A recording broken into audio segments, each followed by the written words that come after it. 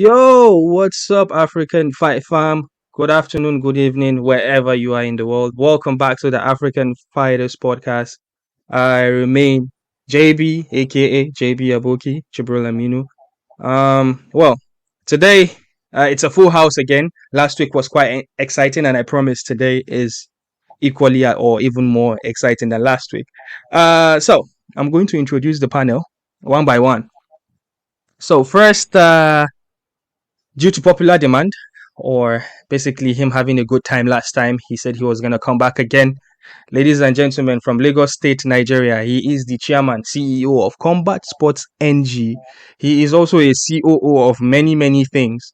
Ladies and gentlemen, here's Mayowa Balogun, aka Sweet Duty. Let's Sweet go, Duty. I let's never. go, let's go. All right, all right. Next, it's your familiar foe, the poster boy of bad internet connection. Ladies and gentlemen, singer, songwriter, uh, from Lagos State, Nigeria, Toby Aderemi. Toby, what's up? That's the worst intro in the history of intros. But let's go, let's Oh, go. yeah. Hopefully your connection stays up today. Yeah. All right. Yeah. Boom. All right, ladies and gentlemen. We've got we've got a lot of questions from our Patreon. Before I continue, I'm just going to do a quick Patreon plug. Oh, by the way, we are on audio format. So for any reason you missed this podcast, you could, or you don't have time to watch the video, we are in audio form in everywhere you get your audio podcasts from. Spotify, Apple, anywhere where you get them, we are there. Just search the African Fighters or follow the link below. And if you want to be part of the panel, yeah, join our Patreon. And you could be one of the guys here dropping your opinions. And if you are in the audience, yeah, feel free to drop comments and we could answer the comments basically or respond to them just to prove to you that we are actually live. All right. Without any further ado, we are going to jump into the first topic, ladies and gentlemen. So, what is on our thumbnail is what is going to be our clickbait, and that is what everybody wants to see. So, with Dricus potentially not fighting Izzy, well, we know that. Well, why don't I even start this better? Okay, I'm just gonna share this on my screen. Boom. All right, so we got Izzy here. So Izzy went on his Instagram story and he said the following. He said, Dricus do Plessis or you effing B word do Plessis, he said, basically. Oh, all he had to do is put some gloves on. I was ready to go again. No, you weren't. You are a B word. That's why you are not taking this fight. Your foot's sore. N word, my knee was jacked too from my last fight. Guess what? I did. I showed up because that's what a FN champion does. I'm fighting in Sydney. I don't give a F who do Plessis. Ha ha ha ha. Do Plessis. Well, basically, I cannot say that. I'm trying to be as censored as I can. Okay, so you are out, Why? Strickland. Strickland, you are in because of monetization reasons, bro. You are out, Strickland. You are in. You are in. Let's do the man dance. Show you how to really dance. So basically, Dricus announced in his story. Sorry, Izzy announced in his story that Dricus is out of the fight because Dricus apparently is hurt from his fight against Robert Whittaker, and he needs at least more than 9 weeks to fight for the title in Sydney. And Izzy made some claims about. So was that reported officially? Well, we will take the word of. Well, we'll just have to take the word for Izzy, right? Because if he's out of the fight and Izzy says he has a sore foot or a knee or whatever issue, basically because we would assume that it was because of the last fight that he has issues with his leg. So now this hasn't been made official, But according to Izzy, he's going to fight Sean Strickland. And if you were in our podcast about a week ago, you would notice that we spoke about this. I personally predicted this. I said Dricus went after the post-fight interview and mentioned, now I'm the number one contender. The champ has to wait for me, blah, blah, blah, blah, blah. And I made reference of, remember when Robert Whittaker did not stand up to fight Izzy and he went back home to take care of some things. Izzy didn't wait. He fought Derek Cannonier. So I assumed this was going to happen again because Izzy wouldn't wait. Izzy is one of the most active, or is actually the most active champion in the UFC. He literally averaged a fight every 4 months. I saw a tweet recently about that. Every 4 months, one fight for every 4 months. That's at least 3 fights a year as a champion defending the title, which is incredible. So I'm going to throw this to Mayowa. It's like Mayowa has a lot to say. Mayowa, do I ask you a question, or do you just want to take this from anywhere you want to take it? Whatever you want. I feel like we agreed on this last week, and I told you that I don't think that the injury is to the point where Dricus cannot fight in September. But I knew he was going to pull this whole I don't want to fight on the champion's time, right? And Sean is next. But I think Izzy will be petty a little bit initially. So I have 2 ways I think this can go.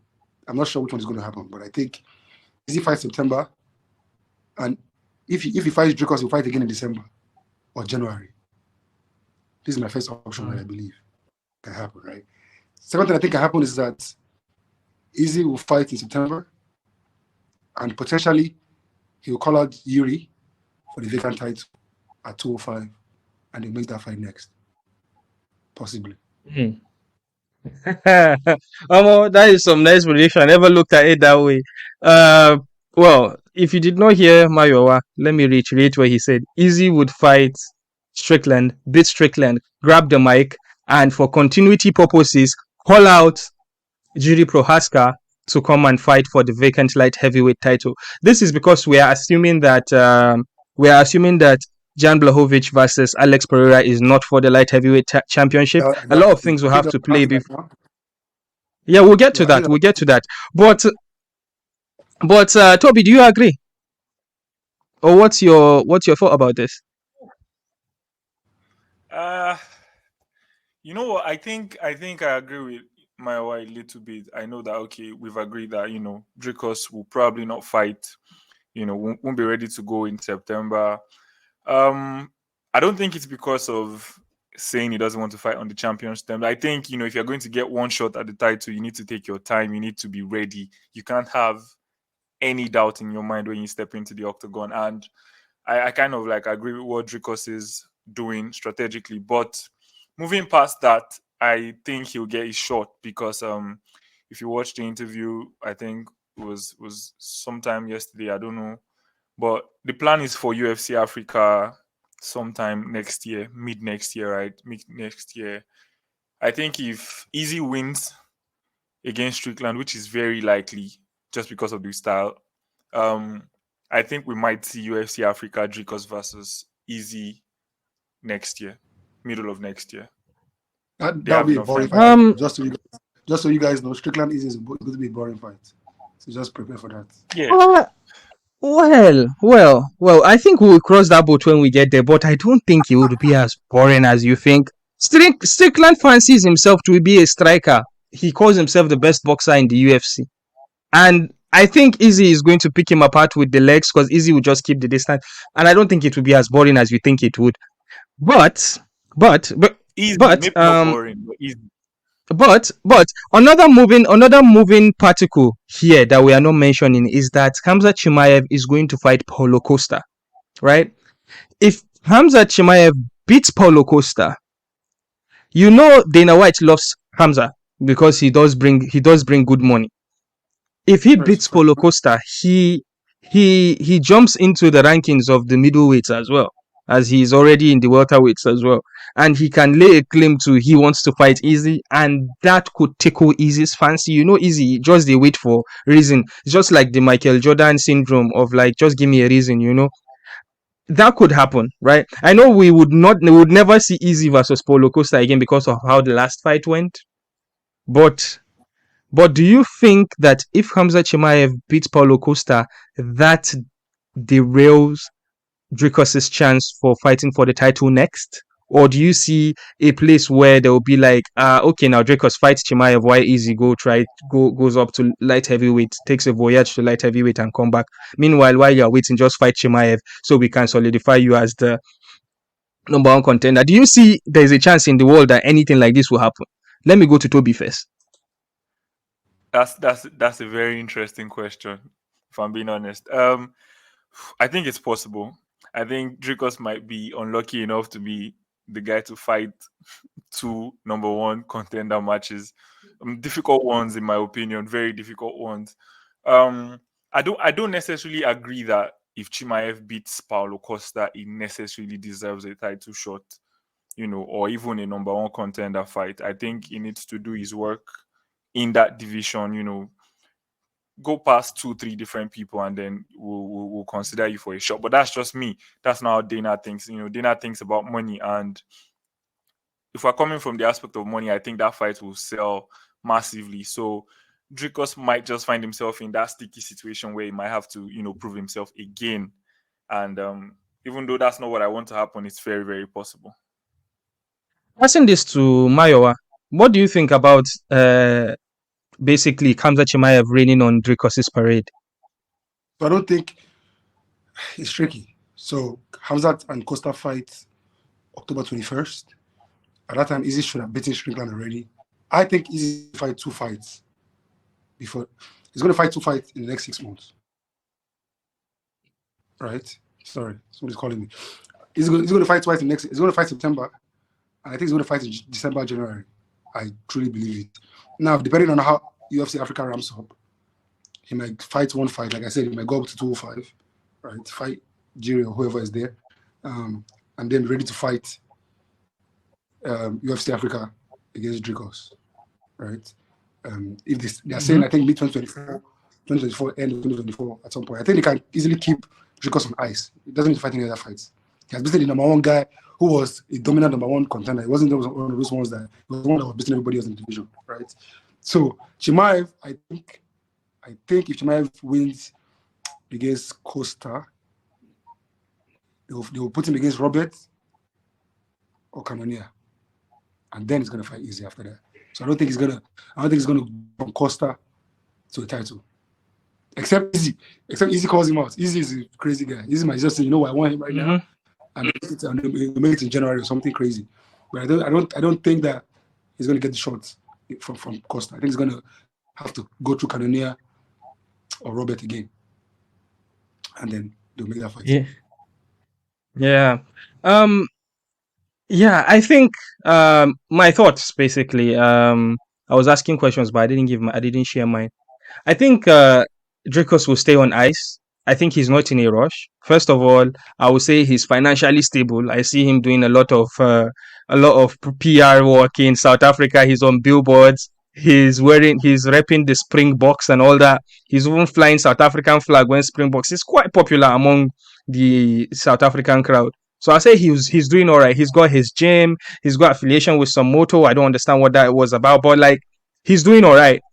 And a lot of people don't understand the impact that he has within South African MMA, the gym and the fighters that is under him and all that. I think he wouldn't lose anything to wait for his chance as long as he's the clear-cut number one contender. I don't think Chimaev would cause a lot of like panic if he beats Paulo Costa. But if he dominantly beats Paulo Costa, I think it depends on how he beats Costa. But if he dominantly beats Costa, I think not just Chimaev wanting the fight, the rest of the world will want that fight with him and Izzy because they'll think that he would easily manhandle Izzy. But it depends on Izzy. Izzy has to win. Yeah. So and Izzy has been that one champion in the whole of in the past couple of years. He's that one champion that actually calls his shots and it actually happens. Because when he fought Soldier of God, what's that guy name?